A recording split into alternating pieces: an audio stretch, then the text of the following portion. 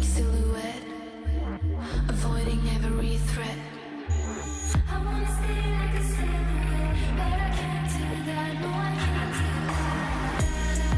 No, I can't do that. Hey Internet friends, as we continue to chronicle the truly strange happenings of 2020, I'm beginning to wonder, if we lived in tyranny, would the majority of Americans realize it? Would it be a conscious thing we acknowledged every single day? Or would tyranny be something packaged to us for our own benefit, for the greater good?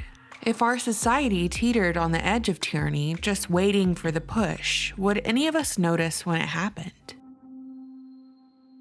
The definition of tyranny is oppressive power, especially oppressive power exerted by government, with a tyrant being a sole person exercising power or control in a cruel, unreasonable, or arbitrary way. In high school, most of us read George Orwell's 1984, a dystopian novel which describes the dangers of a tyrannical and totalitarian state exerting its force over the people, and the three slogans of the ruling party are: war is peace, freedom is slavery, ignorance is strength.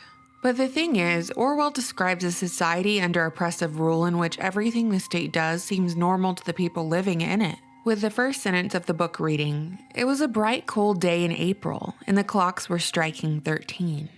Orwell worked for the British Broadcasting Corporation, otherwise known as the BBC, during the Second World War, and he hated it. He hated the BBC, describing the BBC as something halfway between a girls' school and a lunatic asylum. It was through this experience that Orwell created a new political lexicon throughout his novel, 1984. Warning us about newspeak and showing us that words can be used and abused to obtain power, and thought crimes are thoughts that are in opposition to the party and, of course, illegal. He had first-hand knowledge of the inner workings of one of the biggest propaganda outlets.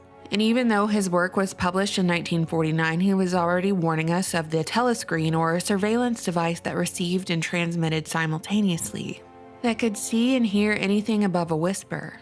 Sound familiar, Siri? Sound familiar, Alexa? It's popular to say that Orwell's novel wasn't a work of fiction, it was a work of political prophecy. But is what is happening now, all of this that we've seen this year and in years prior, the fulfillment of Orwell's prophecy? A world where everyone would applaud their own imprisonment? The United States has been at war nearly my entire life. Propaganda, surveillance, and perpetual war is the norm. Walk into a crowd and ask people about Afghanistan, and most people won't know that US troops are still there, in the graveyard of empires. We tried to leave this year, but Representative Liz Cheney, daughter of former Vice President Dick Cheney, has moved to halt the removal of troops. And gee golly, do you think it's because Liz Cheney and the Cheney family have a vested interest in perpetual war? With their intimate connection to Halliburton, as Dick Cheney has served as the CEO from 1995 to 2000? Halliburton is a government contractor and oil services company that initially got off the ground through the help of Bain & Company, ran by former presidential nominee and sitting Senator Mitt Romney. Since the early 2000s, Halliburton has been awarded billions of dollars in contracts in Afghanistan alone. But the media tells us that US troops are in Afghanistan in order to liberate the people, kill them terrorists, and promote freedom, not line the pockets of government contractors and corporations. But the problem is, there are so many distractions, most people don't realize the trajectory of this ongoing deception of perpetual war and propaganda.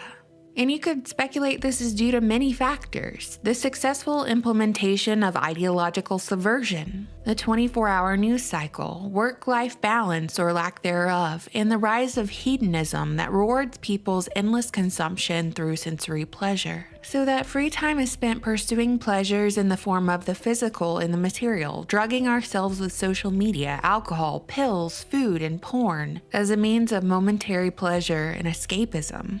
Which is why I wonder, would the majority of people know if they lived in tyranny? When the media simply makes lies truth and truth lies, would the majority of people notice the destruction of our personal freedoms and liberties with propaganda hitting them in the face left and right? With media working in tandem with social media algorithms to pit people against each other?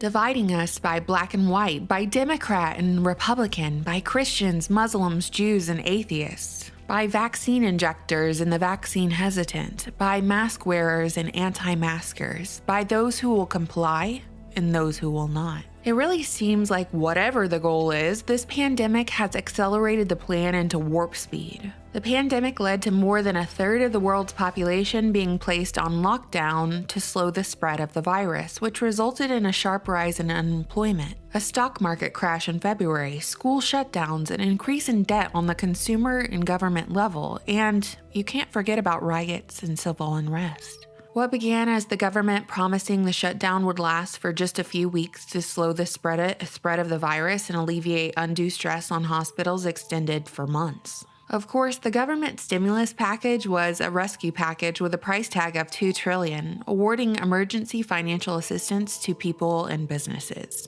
Typically, each average individual received $1,200 and $500 per child claimed as a dependent. Those who had to file for unemployment also received a federal boost of $600 a week. What they didn't tell you is that the stimulus package awarded $135 billion in tax breaks to millionaires with big business bailouts. The richest people in the world saw their net worth surge more than 50% since the start of the pandemic. This was essentially the greatest transfer of wealth, the greatest heist that's ever happened while we were told by the government to stay at home and obey. Now here's where it gets good, and by good I mean horrible.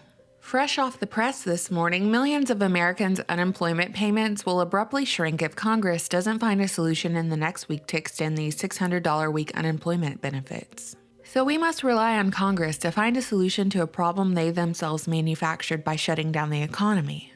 Today's date is Friday, July 17th. Unemployment benefits in literally next week, and the 2 weeks to flatten the curve have long passed months ago. The virus situation is only getting worse with the propagated numbers and fear. Masks have been mandated in many states, with retailers like Walmart, Kohl's, Publix, and Kroger mandating them in their stores. Personally, what I'm seeing on my end are long lines wrapped around mobile testing centers, more agitation towards those not wearing masks in public, and a general attitude of comply or get denied service. And you better not put up a fuss, otherwise someone will record you and put it on the internet for you and your entire family to be identified publicly. Doxed, and your outbursts forwarded to your employer with the expectation that they should fire you for your insolence. As the school year is starting up at the end of the summer, and most schools are doing online distance learning as their preferred method of education during the lockdown and as virus fears persist, what are parents supposed to do with their child at home all day? With an older child, maybe this isn't as much of a concern, but for parents of younger children, how will parents be able to make that work with both parents needing to work in order to pay bills? Clearly, you can't just leave an elementary schooler at home all day. Somebody's got to quit their job. You know, I'm a big advocate of homeschooling and moms staying at home with their babies, but it should be their freedom to decide that for themselves and their families. I see the writing on the wall here, the elimination of the middle class. More people forced into unemployment will yield in more reliance on government to cover financial needs. And to receive those financial benefits, what do you got to do? You got to comply. You have to do what you're told. Today, it's wear a mask while you're getting your Publix chicken tender sub. Tomorrow, it's answer a call from a contact tracer about a barbecue you went to 2 weeks ago. Next week, it's a mandatory vaccine for your children to return to school, part of the employment requirements for your new job, or the okay to travel by plane. I mean, please tell me if I'm being sensational or alarmist. I think I'm just being real here. Things are not getting better. We are willfully giving away our freedoms, just handing them over, never taking into consideration who is benefiting from our compliance. Unlike in centuries past, we lack action. We've replaced it with reaction and outrage, but it's not the same thing as action. Vigorously typing emotionally charged social media posts on a glass screen isn't the same thing as action. This new lockdown, fighting viruses that crop up, whether it's corona, bubonic plague, or Ebola, is the new war on terror. Endless. So again, I pose the question. If we lived in tyranny, would the majority of Americans realize it? What about the next generation who is born into it? Will they even know what they lost? What do you think, internet friends? You know, I always look forward to your comments. Thank you so much for watching, subscribing, and supporting my channel on Patreon. Bye. I'm just a fake silhouette, avoiding every threat.